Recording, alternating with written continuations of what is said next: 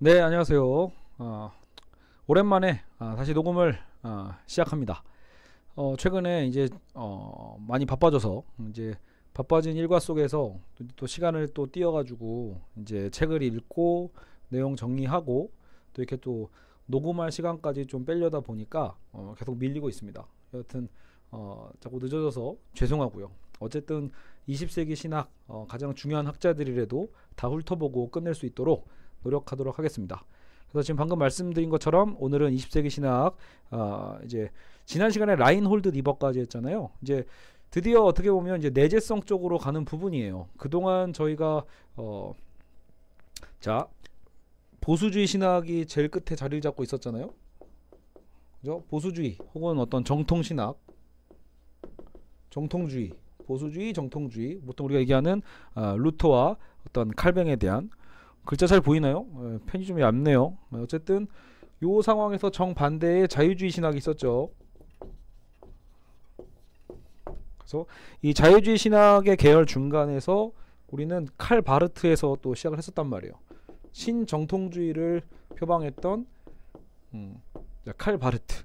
그렇죠? 그래서 요 중간 어기 어딘가에서 요쪽으로 더 무게를 잡을 수도 있고 요쪽으로 또 무게가 흘러갈 수도 있는데, 오늘 우리가 살펴보는 이제 폴 틸리는 확실히 요쪽으로 이제 무게감을 잡아가게 됩니다. 지난 시간에 라인홀드 리버도 신정통주의에 분명히 들어 있었어요. 신정통주의이긴 한데 뭐냐면 자유주의의 어떤 기본적인 어떤 이 틀을 비판을 했으니까요. 그래서 이제 라인홀드 리버는 신정통주의지만 그래도 그 비판의 강도가 약해서 리버 같은 경우가 그나마 요쪽의 어떤 흐름으로 좀 가고 있다라면, 오늘 다루는 폴 틸리히는 확실히 요쪽 느낌이 더 강합니다. 폴 틸리히. 무엇보다 오늘 폴 틸리를 다룰 때 여러분 만약에 철학을 좋아하시는 분이라면 이 학자에게 좀 더 관심을 더 가져볼 수 있지 않을까 싶습니다. 폴 틸리는 이제 신학과 철학의 어떤 이 종합, 철학과 신학을 어떻게 하면 양립 가능하게 할 수 있는지, 어떻게 하면 서로 상관할 수 있는지, 이 부분에 대해서 집중적으로 연구를 했고, 그렇게 해서 어쨌든 나름대로 신학적 결합을 해낸 사람이기 때문에 여러분이 거기에 관심을 좀 더 관심을 갖고 있는 분들이라면 좋아할 만하지 않을까 싶습니다. 다만 저는 우리 이제 오늘 또 이렇게 정리하다 보니까 이 사람 정말 주장하는 거 보면은 되려 보통 일반적으로 우리가 저 사람은 신을 믿는 게 맞나? 정말로 신학자라고는 하는데 정말 하나님을 믿는 사람이 맞나 싶을 정도로 의아한 부분들이 몇 군데가 막 있어요. 그래서 정말 뭐랄까 저 개인적 취향으로 봤을 때는 제가 좋아하는 철학이라는 것을 접목했다는 점에서는 굉장히 관심이 있지만, 또 한편으로는 평생 어쨌든 뭔가 이제 교회를 다녔던 제 입장에서 본다라면 어떻게 이런 거를 또 안 믿을 수 있지? 이런 어떤 또 의아함들도 존재한단 말이죠. 결국 판단은 여러분의 몫입니다. 자, 그래서 오늘 일단 폴 틸리 부분을 같이 시작하도록 하겠습니다. 자, 폴 틸리는 일단 바르트와 달리, 칼 바르트와 달리 현재 세속 철학과 기독교 신학을 긍정적인 상관관계로 연결하고자 했다. 자, 왜 바르트와 달리죠? 칼 바르트는 철저하게 뭐예요? 하나님은 전적 타자였잖아요. 그러니까 하나님의 어떤 전적 타자성 때문에 결국 당연히 어떤 이런 현대의 어떤 세속 철학과의 어떤 타협 이런 것들을 전혀 용인하지 않았었거든요. 그런데 폴 틸리 같은 경우에는 어떻게 하면 이것을 연결할 것인가? 기독교 신학이라는 것은 이 현대의 세속 철학을 통해서 뭔가 말해줄 수 있어야 된다고 봤던 게 틸리거든요. 그래서 1차 대전 이후에 틸리는 베를린 대학 교수직을 수락하고 급진적 사회주의 정치 활동을 했다고 합니다. 그런데 여러분 이제 당시 시대 배경이 어때요? 대부분 이제 독일 신학자들의 분위기가 다 거의 똑같죠. 결국은 이제 나치가 세력이 강해지고 세계 2차 대전의 어떤 흐름이 가까워질 때쯤 다들 그 위기의식을 느끼고 이제 미국으로 많이들 넘어가게 되죠. 그래서 폴 틸리도 이런 케이스입니다. 안 그래도 이제 기독교 사회주의 운동을 결성하는데 굉장히 산파 역할을 했다고 하는데, 그렇게 열성적으로 활동하다 보니 결국은 어떤 이제 이 나치 세력이 어쨌든 이제 눈에 가시 같은 존재가 좀 됐고, 그렇기 때문에 그것을 눈치채고 뉴욕으로 얼른 넘어가게 되죠. 우리가 이제 다음 시간에 다루게 될 바로 이제 본헤퍼 있죠. 디트리 본헤퍼 같은 경우에는 미국으로 갔다가 다시 되돌아온 케이스예요. 오히려 그러니까 이 독일의 젊은이들과 독일 어떤 개신교회들과 함께 이 고통을 내가 경험하지 않으면 내가 어떻게 나중에 이 독일 교회를 재건할 수 있겠는가라고 하면서 이제 보네포 같은 이제 특이한 케이스도 있는 거죠. 그래서 어떻게 보면 유명한 걸 수도 있겠지만 어쨌든 그건 보네포 편에서 다시 얘기를 하고요. 틸리 같은 경우는 결국 미국으로 넘어가서 결국은 이제 1940년에 미국의 진짜 정식 시민이 됩니다. 당연히 이제 새로운 언어를 공부해야 되니까 틸리도 고생이 많았대요. 근데 그 고생하는 와중에 우리 지난 시간에 배웠던 친구 라이놀드 니버가 많이 도와줬다고 합니다. 그래서 유니온 신학교에서 55년에 퇴임할 때까지 계속 거기에 있었고요. 자, 그래서 이 폴 틸리에는 이런 이제 평가가 붙는 거예요. 신학자들 중에 철학자고 철학자들 중에 신학자다. 예. 그래서 그만큼 철학과 신학에 대한 연계성을 강하게 주장했던 사람임을 알 수 있습니다. 자, 그러나 그는 자신의 구원에 대한 의심을 죽을 때까지 했대요. 그러니까 신학자인데도 불구하고 내가 진짜 구원받은 게 맞나? 이런 고민, 그죠? 그리고 죽음에 대한 두려움도 되게 강했다고 하고요. 사회주의를 표방하지만 정작 또 본인은 상류 사회층의 삶의 혜택을 또 그대로 누렸다라고 한 점, 이런 부분도 약간 다르고, 에큐메니컬 운동이라는 건 이제 교회 통합 운동이죠. 에큐메니컬 운동을 지지하는 거물 그리스도인으로 명성을 가지고 있었으나 정작 본인은 어때요? 교회에 출석을 거의 하지 않았대요. 이것도 되게 특이하죠. 그리고 문란한 삶을 살았다고 하는데 요거는 제가 찾아보지 않아서 그러게요. 되게 정말 특이하다는 생각이죠. 보통 여러분 이렇게 신학자한테 문란하다는 표현 잘 안 할 텐데 분명히 이 책에 그렇게 써 있습니다. 20세기 신학 책에 문란한 삶을 살았다. 이렇게요. 뭐 나름대로 이제 또 이게 해명이었던 요소들은 있겠지만 뭐 일단은 여기까지 이제 흥미롭게 우리가 이제 생각해두고 이제 본격적으로 이제 틸리의 어떤 신학적 전제로 들어가 보는 게 맞지 않을까 싶습니다. 자, 그래서 이제 틸리의 전제들, 그리고 틸리 신학에는 대체 어떤 것들의 특성이 있는지를 살펴보죠. 일단 첫째, 1번. 첫째, 신학은 변증적이어야 된다. 자, 변증한다. 기독교를 변증한다. 이런 것처럼 당시 시대 상황에 맞게 해줘. 현대적 상황에 맞게 결국은 신학은 전달되어야 된다라고 봤던 게 틸리의 가장 기본 모토예요. 그래서 어떻게 보면 아까 이게 이제 칼바르트와의 차이인 거죠. 그래서 상황이라는 특정의 문화 속에 있는 사람들의 질문과 관심사를 의미하고, 상황이라는 것은요. 그래서 과학, 예술, 경제, 정치, 윤리적인 형식을 포함하는 것, 바로 그 상황에 대해서 신학은 말할 수 있어야 된다라고 보는 겁니다. 그만큼 그 시대성을 논한다는 점에서는 확실히 이 자유주의 신학의 계열과 함께 가는 부분들이 있죠. 자, 그리고 두 번째, 자, 변증적 특성이 있다라면 두 번째는 기독교 메시지와 현대 문화 사이에 공통적 기초가 있어야 된다. 자, 그래서 우리 기독교의 어쨌든 메시지와 우리 지금 말고도 아까 현대 상황을 얘기했잖아요. 그 현대 문화에 뭔가 보편적으로 흐르고 있는 어떤 이 공통분모, 이 공통분모에 대해서 얘기를 합니다. 그래서 기독교 메시지와 현대문화 사이에 공통된 기초가 존재하고 있어야 되는데, 현대적 존재 안에 내재되어 있는 질문들은 신학에 의하여 답변될 수 있고 또 답변되어야만 한다. 그죠? 현대적 존재 안에 내재되어 있는 어떤 질문이 있죠. 우리 안에 있는 질문들. 그런 것들은 답변을 누가 한다? 신학이 하는 거예요. 신학의 답변의 요소죠. 신의 계시에 의존하기 때문에, 신학은 신의 계시에 의존하고 있기 때문에 이것이 안 되면 신학은 시대에 뒤떨어져서 무용지물이 된다. 그래서 어떻게 보면은 이 계시적인 요소가 공통 분모가 될 것 같아요. 그래서 아까 신학은 지금 상황에 있어서 어떤 변증해야 될 의무가 있다라고 했잖아요. 결국은 그것을 변증해내는 힘은 어디에 있다? 자, 질문은 철학이 하는 거예요. 결국은요. 우리가 삶에 대해서 결국은 고뇌하고 뭔가 의심을 품고 거기에 대해서 우리가 뭔가 깊이 생각하게 되는 건 결국은 나중에 이제 보게 되겠지만 바로 나오나요? 네. 그 존재론에 대한 얘기를 하거든요. 그래서 틸리는 철학 자체를 존재론과 동일시하기 때문에, 근데 모든 인간은 사실 그런 존재론적인 의문을 갖고 있거든요. 그래서 질문은 철학이 던지되 그 답변은 어찌 보면 이 계시를 통해서 할 수 있다는 거예요. 그러니까 결국은 답변은 교회가 해야 된다라고 본 거죠. 신학이 그 답변을 해야 된다고 봅니다. 그래서 철학의 결정적 역할이 근데 세 번째. 자, 그만큼 틸리의 신학에는요, 철학이 굉장히 중요한 무게감을 갖고 있기 때문에 이것을 실제로 이제 틸리 신학의 한계로 보는 학자들도 많이 있습니다. 그러니까 사실 못마땅한 거죠. 여러분, 원래 자유주의 신학의 가장 큰 문제가 뭐예요? 어떤 우리가 보통 말하는 그 기독교에서 말하는 어떤 세상 학문에 의존하는 것, 이런 특징이 보통 자유주의 신학에 거의 있잖아요. 그래서 그런 부분에 대해서 특히 철학이라는 과목에, 철학이라는 이 학문에 너무 큰 무게감을 뒀다라고 해서 그런 비판을 많이 받고 있습니다. 어쨌든 세 번째, 철학의 결정적 역할을 강조했고요. 그래서 신학을 하는데 없어서는 안 될 것이고, 철학은 신학이 답할 수 있도록 질문을 형성시켜주기 때문에 그래서 필요할 수밖에 없다. 그러니까 틸리 입장에서는 그런 거예요. 우리가 결국은 신학적으로 어떤 걸 고민하고 거기에 어떤 답변을 찾는다라고 할 때 그 답변을 만들어내는 질문 자체가 사실은 철학에서 나오기 때문이다 라고 보는 거죠. 자, 네 번째, 그래서 그 철학이 어떤 철학이냐면 바로 실존주의적 존재론에 있다. 실존주의적 존재론. 보통 여러분 철학에는 3분과가 있거든요. 인식론, 윤리학, 그리고 존재론이에요.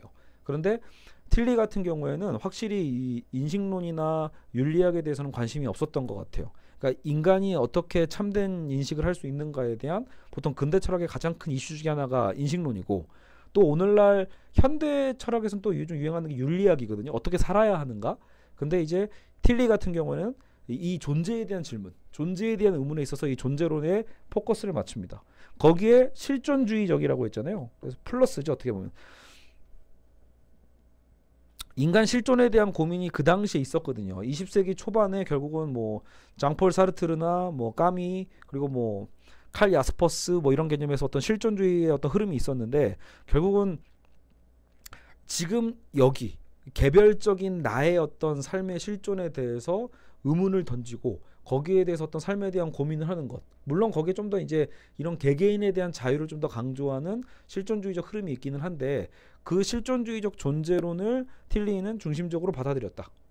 그래서 철학 자체를 존재론으로 동일시했었고, 철학의 본질은 사실 존재에 대한 연구고, 존재 이면에 내재된 구조는 무엇인지에 대한 그 질문, 즉 존재론이 신학에 유용한 이유는 구체적 답변보다는 그 질문 때문에 의미가 있다라고 틸리는 얘기를 합니다. 그 질문 가운데서 신학의 필요성이 도출된다라는 거죠. 자, 그러니까 틸리는 왜 철학을 중요시했는지 알겠죠? 철학 자체가 뭔가 취향적으로 선택했다는 어떤 그 느낌보다는 인간에 대한 성찰 속에서 그런 고민을 한 것 같아요. 신학적인 답변이라는 게 결국은 다 철학적인 고민에서 나오는 것이 아닐까. 모든 인간은 또 그 질문을 던지고 있지 않는가 라고 해서 이제 그 철학적 존재론을 가미시킨 거죠. 보통 인간은 이 비존재에 대한 불안이 있습니다. 그죠? 존재가 있으면 비존재에 대한 고민을 할 수밖에 없거든요. 비존재라는 것은 모든 한정적인 것, 한정적인 것들에 대해서 상존하는 그 불안이 있고요. 인간이 존재와의 관계에서 자신의 위치에 대한 의구심을 가지는 것은 그래서 자연스럽다.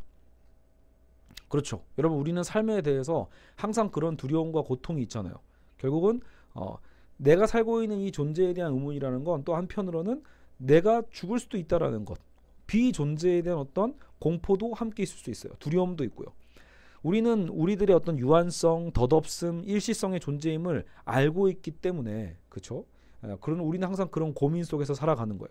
결국 비존재와 존재의 힘에 대한 존재론적 질문은 하나님에 대한 질문으로 연결되는 것으로 보인다라는 거죠.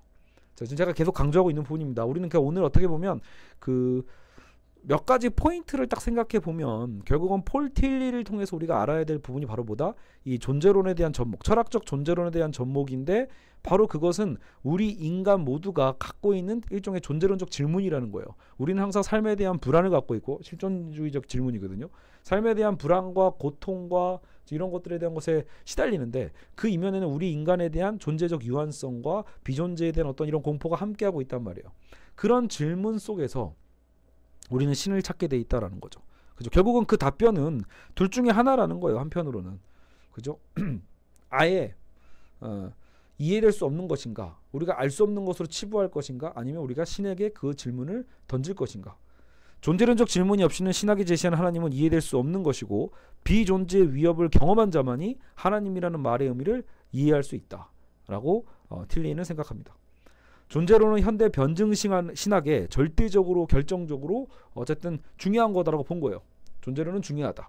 실존주의적 존재론은 특히 신적 계시에 의존하는 신학이 답하기에 특별히 적절한 질문들을 하기 때문에 의미가 있다. 따라서 존재론적 이슈에 관심을 다루기 위해서는 철학자와 신학자의 역할이 둘 다 필요하다. 즉 지금 틸리는 뭐예요?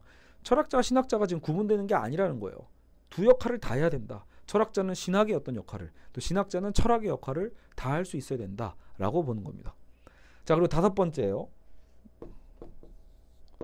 인간 실존의 어떤 특별한 그 성격에 대해서 또 얘기를 합니다. 전제를 합니다. 인간은 어쨌든 소우주와 같기 때문에 다른 어떤 피조물들과는 분명히 차별성이 있는 존재라는 거. 그런 인간의 어떤 소우주라고 할까요? 이 차별성이죠. 인간에 대한 어떤 특별한 어떤 성찰적인 개념을 갖고 있었다라는 거. 자, 이 다섯 가지의 특징이 일단은 가장 기본 베이스가 되겠습니다. 알겠죠? 그래서 우리는 폴 틸리를 생각하시면 기독교는 이 시대적 상황 속에서 어떻게든 변증해야만 한다. 근데 그 변증의 방법이 사실 질문은 철학이 하고 답변은 결국은 기독교 신학이 하는, 그리고 결국은 계시라는 어떤 공통 분모 속에서 답변되어야 되는 거고요. 세 번째는 그래서 그 철학의 역할이 중요한데 이 철학의 역할은 실존주의적인 존재론이다. 그래서 그 실존주의적 존재론 하에서 모든 인간은 그 질문을 던지게 돼 있고 결국 우리는 신에 대한 질문을 다시 연결하고 그 답변을 거기서 얻게 되어 있다라는 거죠. 그리고 다섯 번째, 결국은 이 인간만의 어떤 특별함, 그것 때문에 우리는 뭔가 다른 피조물과 다른, 그래서 우리는 또 신과의 어떤 특별한 관계를 형성한다고 볼 수 있겠죠.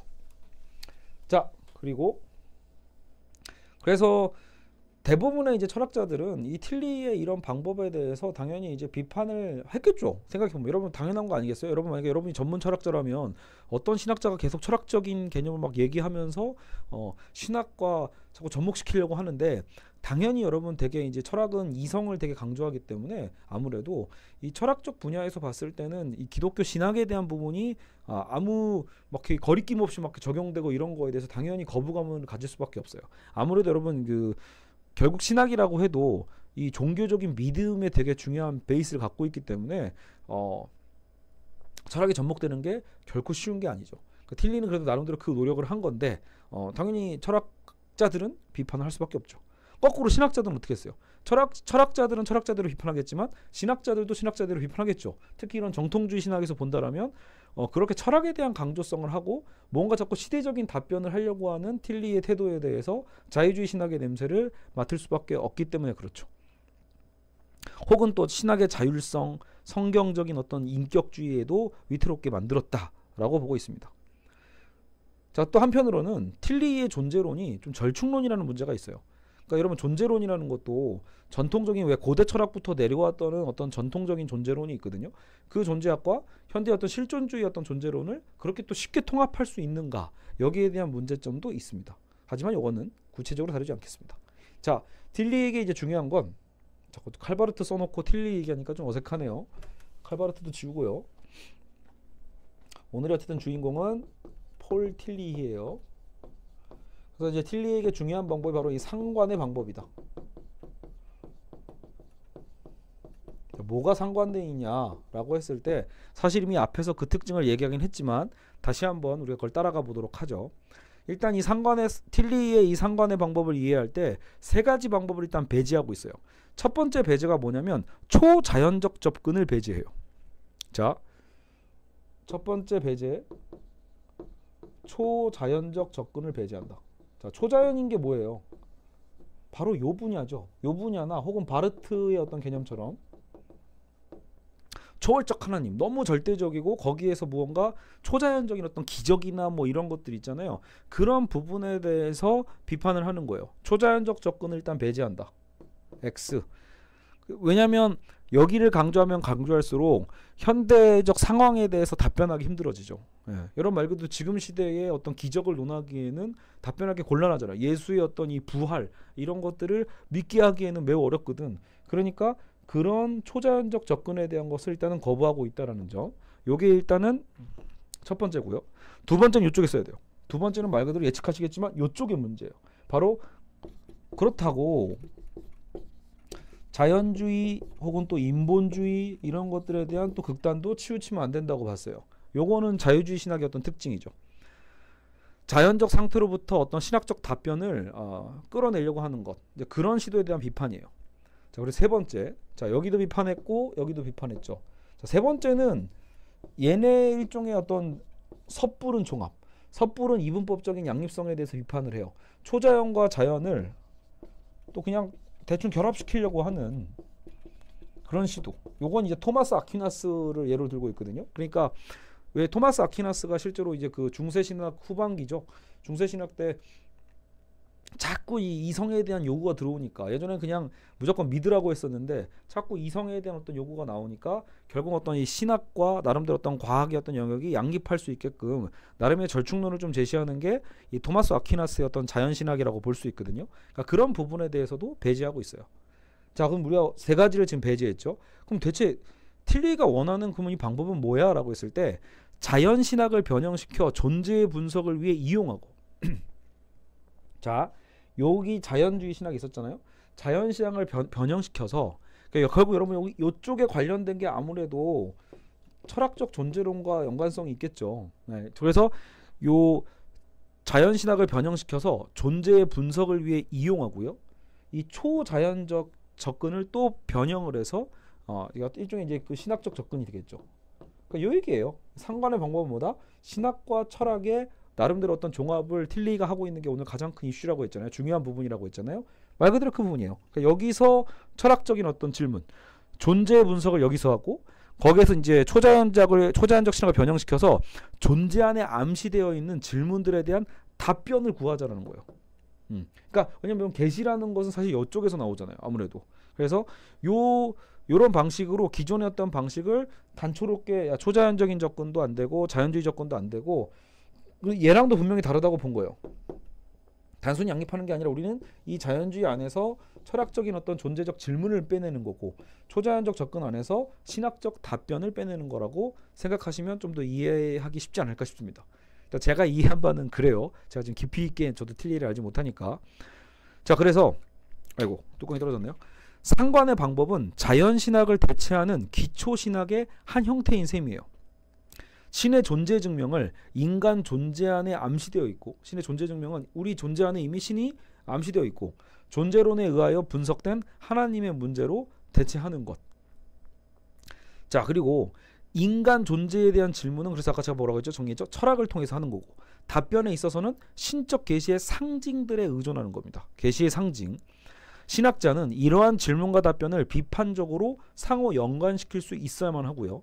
신학이 제시하는 답변은 계시로부터 도출되지만 그것은 인간들의 실존주의적 관심에 대하여 말하는 형태로 표현되어야 된다. 자, 표현의 방식에 있어서 여러분 그렇다고 계시적 답변이 지금 우리 인간의 실존에서 전혀 알아들을 수 없는 어떤 그런 계시적 답변이 아니라 실존주의적 관심에 대해 말하는 형태로서 변화되어야 돼요. 표현되어야 돼요. 그래서 신학자의 임무란 계시가 제시한 답변을 해석하는 역할이고 기독교 본래 메시지에 충실하면서도 현대인의 세속인들이 묻는 질문과 관련성을 갖도록 해주는 것이다. 알겠죠? 그러니까 결국 여러분 틸리의 시도가 나름 이제 좋게 보려고 한다라면 얼마나 이 시대적인 여러 가지 질문에 응답하기 위해서 노력했는가를 알 수 있어요. 예. 그러니까 단순히 바르트식으로 딱 단절된 방식으로 무조건 절대적인 전적 타자에서 내려오는 어떤 하나님의 어떤 은혜 이걸로 보는 것보다는 무언가 우리가 지금 시대의 사람들이 충분히 그 시대적 학문과 시대적 질문과 그런 거에서 충분히 이 계시가 해석될 수 있도록 이 계시가 이해될 수 있도록 우리는 해야 된다라. 신학자들은 그 역할을 해야 된다라고 폴 틸리는 보고 있는 거죠. 여러분 당연히 엇갈린 평가가 있겠죠. 그러니까 이런 주장에 대해서요. 알겠죠? 자, 어쨌든 자, 그러면 이제 이성과 계시 이걸 살펴보죠. 이성과 계시. 그래서 틸리에게 있어서는 자, 철학도 중요하고 그렇죠? 어쨌든 신학도 중요한 만큼 그것을 또 이성과 계시의 분야로 나눌 수 있을 거예요. 이성과 계시 사이에 그러면 그 상관관계, 즉 계시가 이성의 실존적 갈등 안에 암시된 질문들에 대한 답변임을 증명하려 했다. 그러니까 계시가 보다 이성의 실존적인 갈등 안에 암시된 질문들에 대한 답변.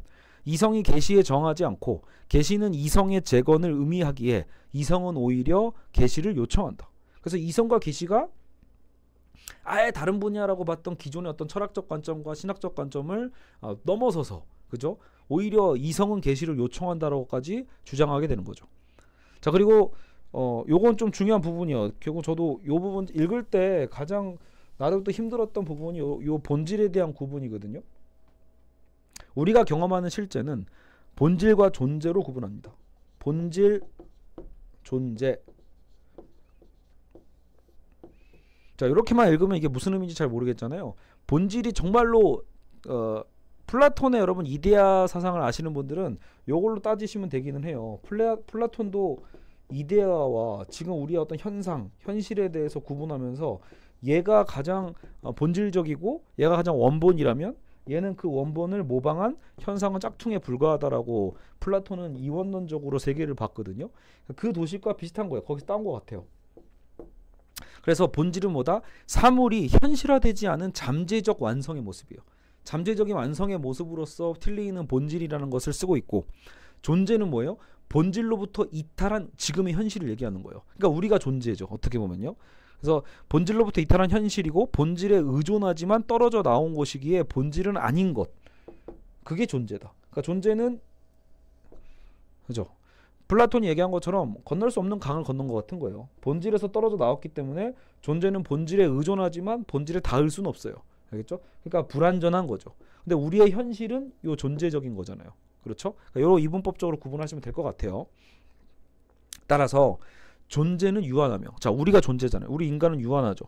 존재는 유한하며 본질로부터 이탈한 것이고, 그래서 우리 인간의 삶이 혼잡하고 왜곡된 거고 유한하고 한계적인 거다. 이렇게 얘기할 수 있는 거죠. 이것은 이성에도 적용된다. 그래서 이성도 두 개로 나뉘는 거예요. 현실로 존재하는 이성의 공경인 셈인데, 이성에도 그래서 본질적 이성이 있고요. 그리고 현실적 이성이 있는 거예요.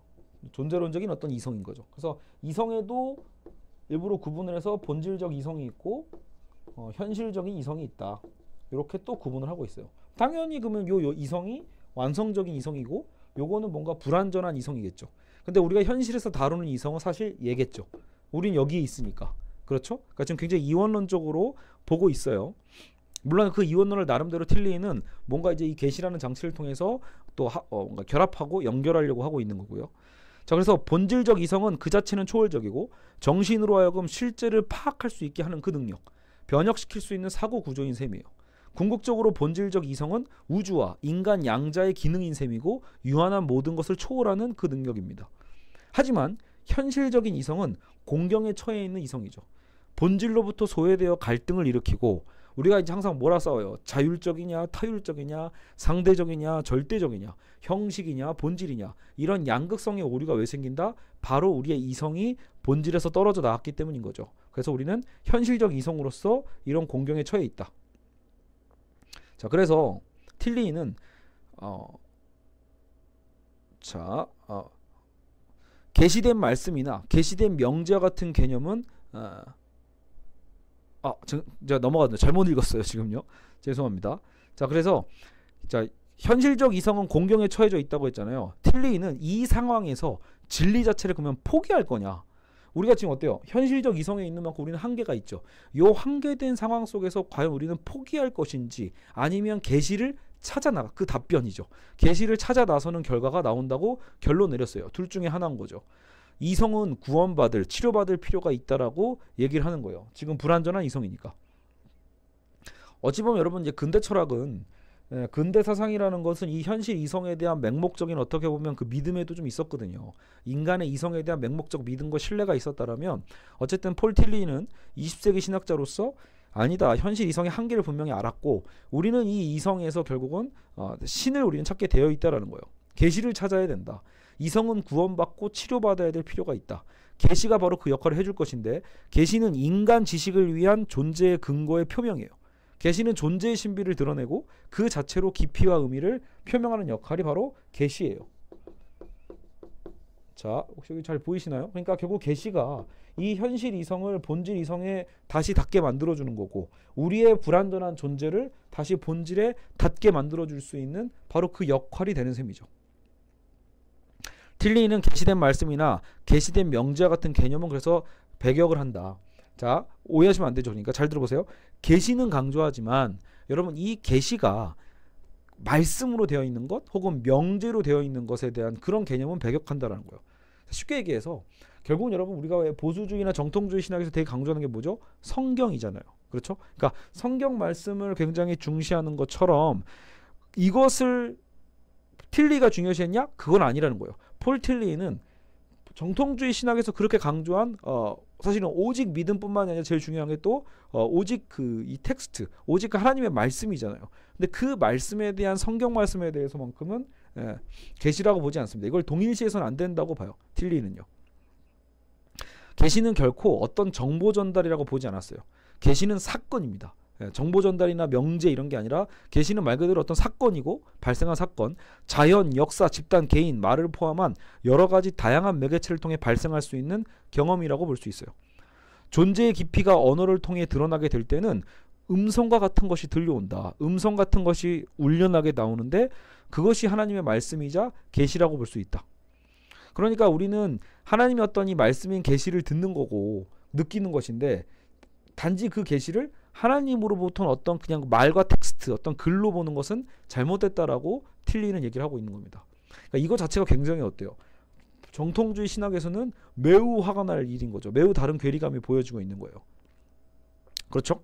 개신교 어쨌든 뭔가 여러분 정통주의 개신교 신학은 이 성경 말씀을 굉장히 중요한 근거로 보는데 틸리는 그 성경에 대한 것 자체를 완전히 무시하는 건 아니지만 오해해서는 안 된다라는 거예요. 하나님의 계시가 성경 그 자체는 아니다라는 거. 이 얘기를 하고 있죠. 따라서 성경은 하나님의 말씀이 아니라고 틸리는 말하고 말씀은 드러난 하나님일 뿐이다. 그러니까 드러난 하나님의 어떤 그 모습으로서 이게 쓰여진 거지. 그렇죠? 성경의 역할을 그래서 무시하는 건 아니라고 선을 긋기는 합니다. 그것은 예수 그리스도 안에 나타난 궁극적 계시의 사건을 기록하고 있는 문서니까 그게 계시에 참여한다라는 것 속에서 의미가 있다는 거죠. 알겠죠? 여러분, 그러니까 성경이라는 문자 그 자체가 성스럽거나 그게 중요한 게 아니라 성경 안에 나타난 예수 그리스도의 그 사건, 그 궁극적 계시의 사건이 기록된 문서이기 때문에 성경의 가치가 있는 거지. 그 뭐 토시 하나하나 뭐 말씀의 그 문자 하나하나가 의미 있다고 본 건 아니라는 겁니다. 그래서 그는 계시 또한 자 지금 방금 예수 그리스도의 어떤 궁극적 계시라고 했잖아요. 계시도 또 이분법이에요. 자 지금 계속 이분법이었죠. 아까 플라톤의 이데아와 어떤 우리의 현상이 있는 것처럼 본질과 존재로 이분법을 만들었고 본질적 이성과 현실 이성을 얘기했다라면 계시에 있어서도 궁극적 계시와 궁극적이다. 알겠죠? 그래서 궁극적 계시를 구분했고 실제적 계시를 구분했어요. 근데 이미 여러분 어느 정도 이 틀이 좀 나오시죠? 그러니까 계시도 결국은 또 이원화 시켰구나. 그럼 당연히 궁극적 계시가 더 좋은 거겠네, 더 추구해야 될 부분이겠네 라는 것을 이해하기에는 더 도움이 될 겁니다. 이 이분법이요. 실제적 계시는 존재의 힘이 나타나는 모든 사건과 경험이라고 본다면 우리 현실에서요. 궁극적 계시는 모든 계시적 사건들과 경험들이 궁극적으로 지향하는 최고 사건을 의미해요. 그럼 당연히 여기서 말하는 궁극적 계시는 뭘로 드러나겠어요? 기독교가 다른 종교들과 구분되는 지점이 바로 궁극적 계시다. 그렇게 틸리는 얘기를 하고 있고요. 새로운 존재의 보편적인 치유 능력이 역사 속에서 한 특정의 인물에게서 나타나는 이 계시 사건. 이미 여러분 이 특정 인물이 누구예요? 바로 이제 그리스도죠. 예수 그리스도. 좀 이따 보겠지만 근데 틸리는요. 이 나사렛 예수와 그리스도를 심지어 구분하고 있어요. 이게 또 뭔 소리냐 싶겠지만 여하간 어쨌든 여러분 이 사건 최고의 사건이 바로 이 궁극적 계시 사건이 바로 여기서 일어난다라고 본 거죠. 그래서 결국 새로운 존재의 보편적 치유 능력이 역사 속에서 한 특정 인물에서 나타나는 계시 사건은 아까 그 우리 나약한 그 이성, 현실적 이성의 어떤 문제, 갈등들을 극복하고 이성을 구원하게 된다. 그래서 궁극적이며 다른 것이 능가할 수 없는 것이다. 궁극적 계시로서 예수는 매 순간 하나님에 의하여 결정되는 존재면서도 하나님에 의해 결정되는 존재죠. 그러면서도 자기 개성이 있어. 또 주체적이죠. 자신의 개성을 유지하고 또 한편으로는 개성이 있는데 정작 자신을 무한자에게 어때요? 자유의지로서 완전히 희생시켰던 하나의 유한한 개인으로서 이중시험을 통과한 거다. 자 어쨌든 유한한 개인이라는 이 표현도 뭔가 탁 느낌이 오죠. 예수를 유한한 개인이라고 봤어요. 자기 희생의 유한적 존재가 존재적 소외의 악마적 갈등을 되각시키고 진정한 의미의 신적 통치를 창조함으로써 자율과 타율의 어떤 이분법을 모두 배제하면서 그 양자 안에 있는 진리를 보존하는 것. 그게 어쨌든 이 예수의 역할이었던 거죠. 이러한 자기 부정을 통해 새로운 존재의 힘으로 나타난 것이 그리스도다. 유한한 존재 안에 내재된 자기의 궁극성을 주장하고 싶어하는 악마의 유혹을 거부했다라는 거죠. 자신을 그리스도직에 희생시킴으로써 자, 이 표현 잘 보세요. 자신을 그리스도직에 희생시킴으로써 나사렛 예수는 자 이걸 구분했죠. 마치 예수와 그리스도가 좀 뭔가 좀 별개처럼 움직이고 있어요. 그리스도에게 희생시킴으로써 나사렛 예수는 궁극적 계시의 매개체예요. 매개체가 되었던 것.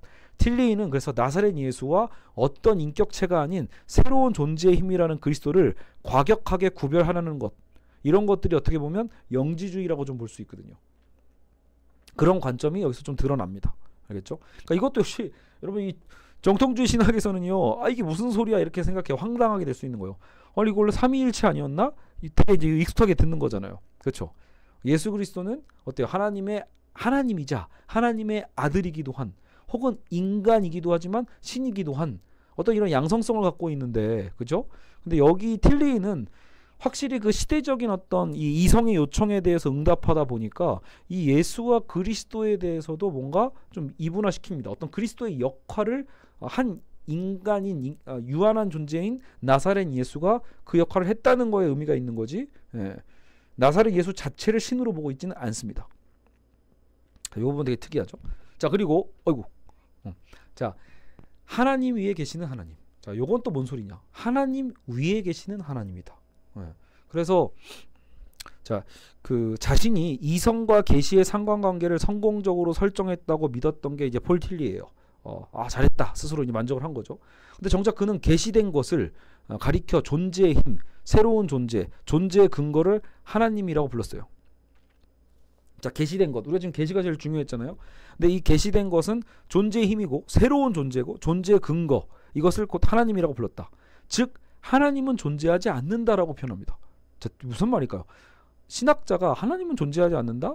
이거 왜 이런 말을 했을까? 자, 우리는 이걸 보셔야 돼요. 본질과 존재를 지금 구분했던 게 틸리히잖아요. 요거를 이해를 못하면 틸리히의 이 표현이 굉장히 이단적으로 들리죠. 그러니까요. 하나님은 존재하지 않는다. 그는 본질과 존재를 넘어선 존재 그 자체라고 얘기를 합니다. 존재와 본질인데 이 그 구분 자체를 넘어선 존재 그 자체다. 그러니까 이 존재 그 자체랑 여기 지금 어때요? 본질에서 파생되고 뛰어나온 존재랑은 당연히 그러니까 다른 거죠. 어떻게 보면요. 알겠죠? 그러니까 이 존재를 나타낼 수 있는 궁극적 존재로서 존재 그 자체라고 표현한 거예요. 그러니까 존재가 아니다라고 얘기할 수 있죠. 존재하지 않는다. 그러므로 하나님이 존재한다고 주장하는 것은 그를 오히려 부인하는 것이다. 하나님이 존재한다고 말하면 어디가 돼요? 여기가 되잖아요. 본질에서 떨어져 나온 뭔가 되게 피조적이고 불완전한 어떤 영역에서의 하나님이 존재가 되는 거거든요. 그래서 하나님은 존재하지 않고 존재한다고 하는 것 자체가 문제가 있다라고 본 거예요. 존재라는 용어에 대한 오해가 당연히 있었겠죠. 이렇게 말하니까 존재에 대한 용어에 대한 오해가 있어서 틸리히는 혹시 이 사람 무신론자 아니야? 라는 인상을 주기에는 충분했죠. 자, 틸리히의 그래서 신론, 하나님 위에 계신 하나님이라는 건 결국은 틸리히의 이 신론을 얘기하는 거잖아요. 틸리히의 신론은 하나님의 내재성과 초월성, 하나님의 내재성과 초월성의 어떤 팽팽한 긴장을 일으킨 나머지 결국 내재성으로 기울게 되는 부분을 확인하게 됩니다. 원래 지금 우리 전체적인 지금 주제의 영역이 어디예요? 틸리히는 초월성보다 지금 내재성의 영역으로 무게감을 실어가는 사람으로 우리가 지금 해석하고 있잖아요. 왜 내재적인가? 사실 하나님 위에 계신 하나님을 얘기하다 보면 되게 초월적인 느낌이 나는데 정작 그 이론 자체도 사실상 하나님과 이 세계 안의 어떤 내재성에서 얘기를 하고 있거든요. 한번 쭉 다시 한번 제가 정리한 걸 읽어볼게요. 하나님 위에 계시는 하나님처럼 하나님의 초월성을 존재의 맥락 안에서만 깊이 추적하려다 보니 초월성이 본래 의미를 넘어서 지나치게 확대되는 문제도 있어요. 하나님은 존재 그 자체가 무엇인가라는 질문의 답변인데 만일 하나님이 인간의 유한성 안에 암시된 질문에 대한 답변이라면 그는 비록 최고의 가장 우수한 존재라고 부른다 해도 하나의 존재일 수 없고 반드시 존재 그 자체로 이해되어야만 해요. 그러니까 하나님은 존재 그 자체라면 결국 인간 안에서 답변되는 어떤 존재여서는 또 안 되거든요. 그 존재를 넘어서는 자여야만 하는 거죠. 비존재에 대해 어떤 항거하는 힘, 무한성으로서 존재 그 자체로 인정되어야 된다. 이해되어야 된다. 그런데 이 존재의 힘은 정의상 존재할 수 없는 역설이 된다라는 거죠. 존재는 유한한 존재의 한 형식이고, 자, 존재라는 건 뭐예요? 이미 유한한 존재의 한 형식으로서 존재란 말을 쓰고 있고 본질로부터의 이탈과 소외의 상태이기 때문이에요. 하나님은 어떤 하나의 존재라면 그는 궁극적 관심의 대상일 수 없고 유한성의 질문에 답을 주는 힘일 수 없기에 하나님은 하나의 존재가 아닌 존재 그 자체이며 하나님 위에 계신 하나님이 되는 것이다. 문제는 여기서 전통적 기독교의 유신론적 인격체 하나님과 달라진다는 점이다. 자, 그러니까 저도 좀 헷갈리지만 이런 그림은 확실히 좀 그려져요. 결국은 틸리의 하나님이라는 것은 본인이 구성했던 본질과 존재의 이분법 속에서 하나님은 그렇다고 이 본질에서 이탈된 이런 우리 어때요? 결국 우리는 나중에 이걸 타락론이라 보잖아요. 타락한 어떤 이 존재 세계 안에서 인식되거나 거기서 뭔가 한정된 존재로서 하나님이 돼서는 안 되거든요. 결국은 이 존재를 넘어서는 존재 그 자체가 돼야 되니까 하나님은 존재하지 않는다고 볼 수 있는데 정작 문제는 이거예요. 여러분 성경에서 우리가 만나는 하나님은 굉장히 인격적이고 어떤 면에서 그 인격적인 게 뭐예요? 인간적이잖아요. 그러니까요. 무언가 되게 감정, 인간과의 교통과 상호관계가 있는 하나님이거든요. 그게 성경이잖아요. 성경 말씀에서 나오는 하나님과 인간의 관계를 그렇다면 틸리이는 어떻게 설명할 거냐라는 거예요. 결국 다 모든 거를 상징으로 해석할 수밖에 없게 되는 거죠. 진정 하나님과 이 창조주와 피조물과의 어떤 인격적 상관관계에 대해서는 결국은 거부할 수밖에 없게 되는 거예요. 이 존재 그 자체에 대한 이 이론으로 봐버리면 정작 이 성경의 하나님은 굉장히 뭐예요? 그냥 철학적인 용어 안에 갇혀 있는 하나님처럼 돼버리는 것뿐이죠. 자, 그래서 존재 자체는 본질 존재의 분리를 초월하며 존재 자체는 비존재에 참여하지 않으므로 모든 유한한 것을 무한히 초월하는 거예요.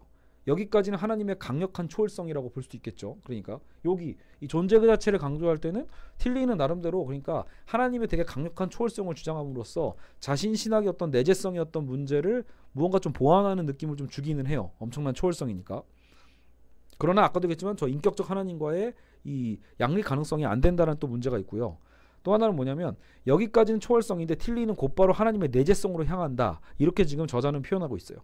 하나님과 세계는 서로 존재 안에 참여한다라는 것. 자, 보세요 여러분. 처음부터 틸리가 얘기했던 게 뭐예요? 계속 이 세속적인 철학과 그죠? 그리고 이 신학과의 어떤 이 결합 체계잖아요.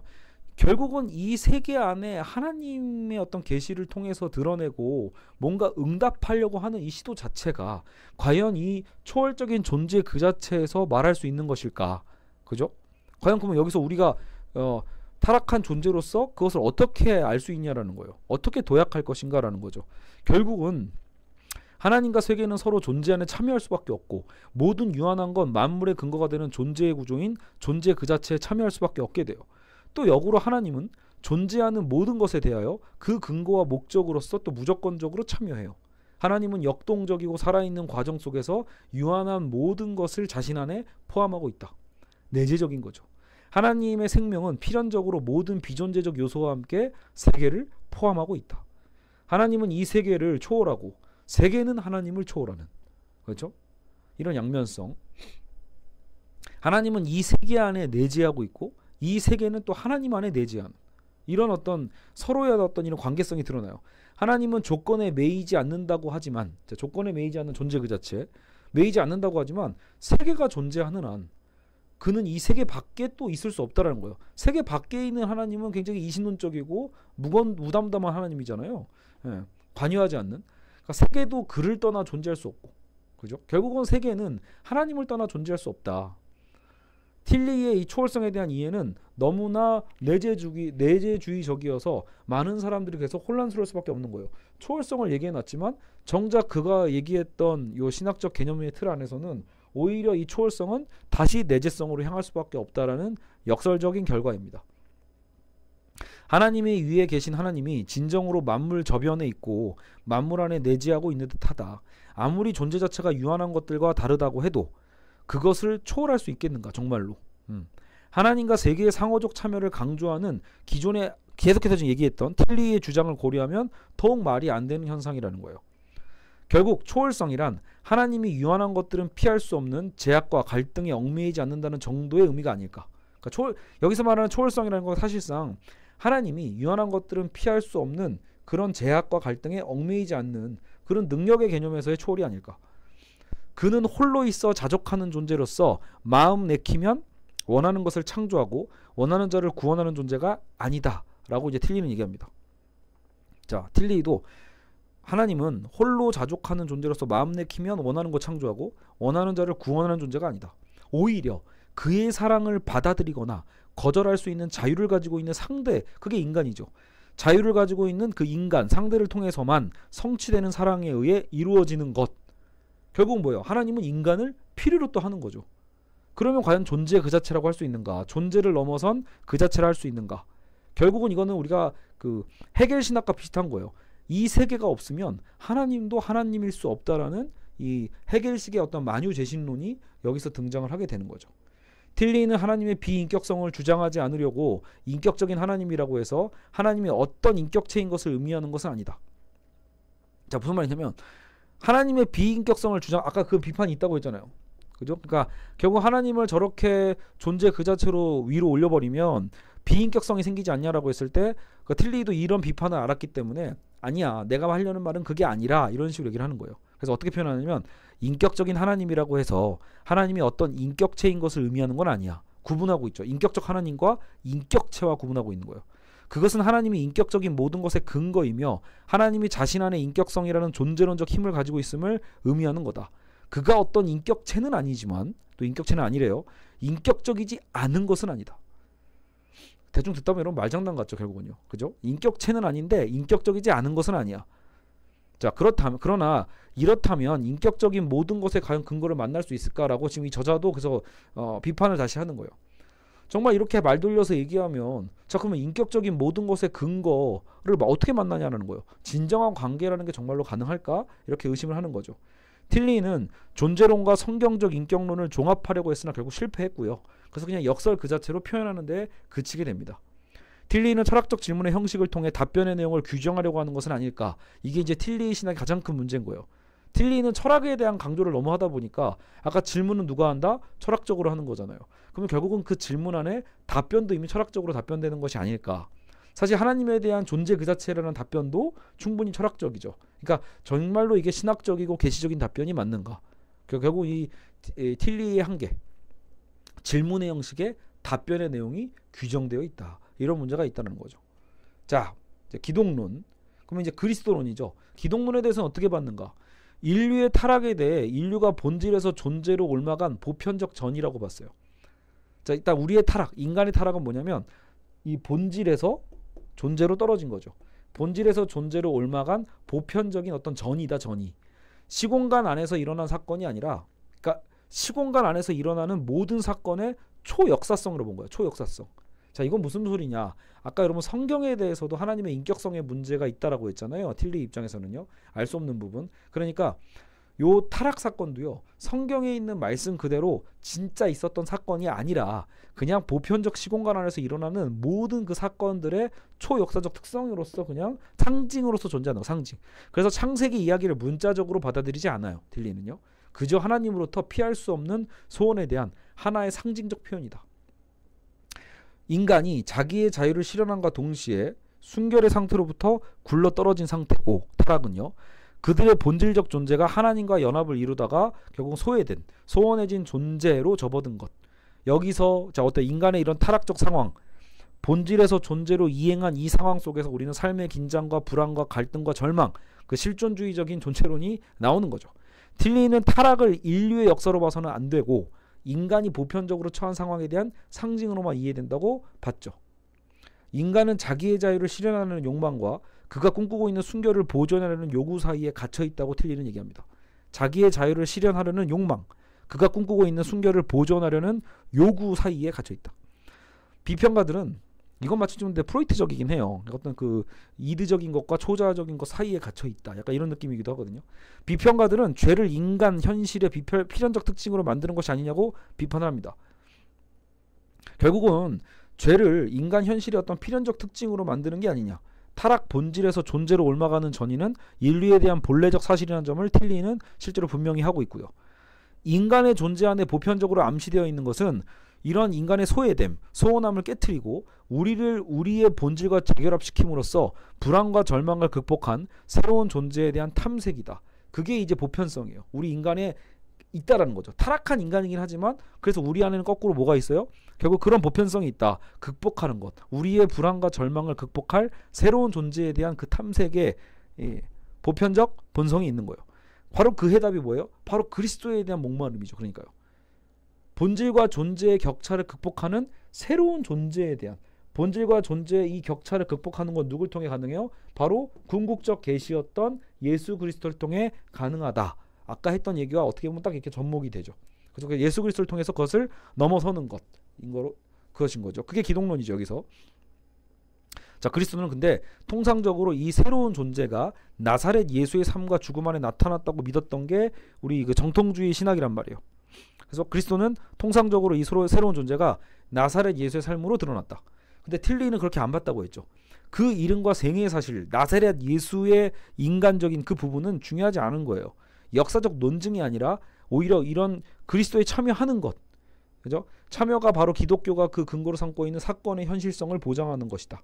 틸리는 나사렛 예수가 하나님으로서 인간이 되신 분이라는 것을 거부하고, 예수 그리스도는 실존적인 어떤 우리의 소외의 상태 아래서 한 인간적 생애의 모습으로 나타난 본질적 인간이라는 의미로 보아야 된다.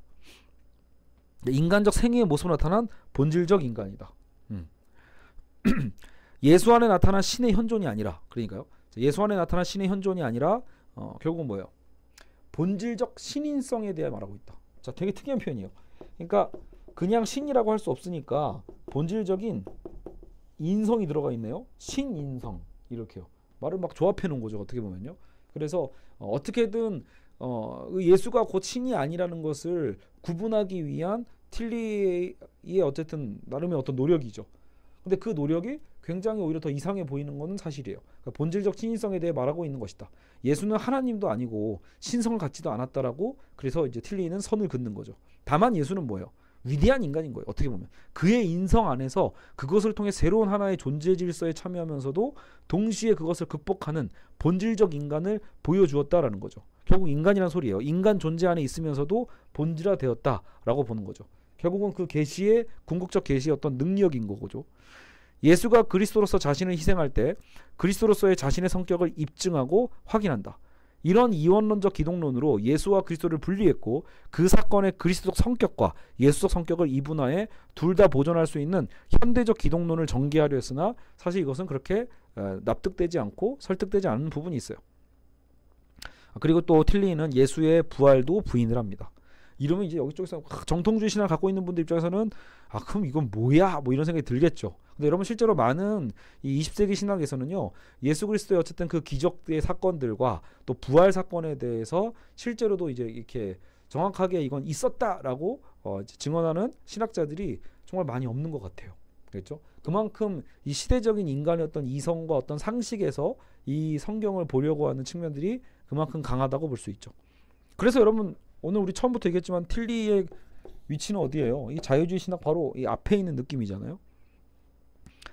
자, 그래서 예수의 육적 부활도 부인했고, 일종의 그냥 보상 이론으로 그 새로운 존재가 그 제자들에게 미친 영향 때문에 예수가 죽은 후에 제자들은 마음속으로 예수를 그리스도의 위엄으로 보상시키게 되었다. 존재의 근거인 하나님이 존재의 상태로 나타날 수 없기에 예수는 모든 인간들에게 본질적으로 내재해 있는 하나님과 연합을 성취한 한 인간일 수밖에 없게 되는 거죠. 자, 존재의 근거인 하나님이 존재의 상태로 나타날 수 없다. 그죠? 그래서 예수는 모든 인간들에게 본질적으로 내재해 있는 하나님과 연합을 성취한 한 인간일 수밖에 없게 되고요. 그러니까 예수에 대한 틸리의 주장은 양자론적이고 가연설 같은 어떤 이단이 되는 거예요. 이단적 측면을 갖고 있다. 자, 결국은 오늘은 이렇게 해서 거의 다 정리를 하게 됐는데요. 결국은 틸리의 입장에서, 틸리 신학에서 결국은 가장 중요한 부분은 어떤 철학적인 질문과 철학을 통한 질문과 계시를 통한 어떤 답변의 일종의 조합이었어요. 근데 이 조합을 하려다 보니 당연히 이런 이원론이 나오게 되는 거죠. 본질과 존재, 본질적 이성과 현실 이성, 궁극적 계시와 실제적 계시. 그죠?